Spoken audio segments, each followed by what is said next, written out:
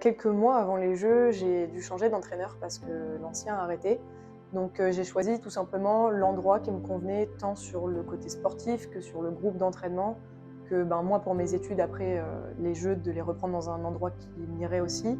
Et puis personnellement, c'était la bonne ville. Donc quand tout est réuni, forcément le choix est plus facile à faire. Cette nouvelle vie, ça veut dire déjà s'adapter, s'acclimater, reprendre ses marques dans une ville dans laquelle j'ai pas grandi, dans un groupe que je connais pas forcément et voilà, dans tout un train de vie qui est changé.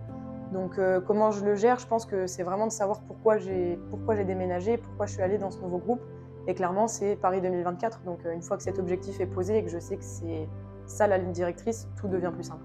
Je pense que le plus important, c'est d'accepter l'échec parce que de changer tout ça d'un coup, ça va amener des déficits quelque part, ça va amener beaucoup de bouleversements et il faut pouvoir un peu les accepter et se dire que c'est des bonnes choses. Quand je suis arrivée, il y avait plein de choses que je devais reprendre à zéro presque. En tout cas, j'avais la sensation de les reprendre à zéro. Tout est remis à plat en fait. Et c'est tant de choses que je ne savais pas faire qui étaient des opportunités d'apprendre. Donc en fait, il faut le voir positif et se dire c'est pas des échecs, c'est des possibilités de faire mieux la prochaine fois. Je pense que l'essentiel, c'est d'avoir l'objectif, de savoir où on va et pourquoi on y va.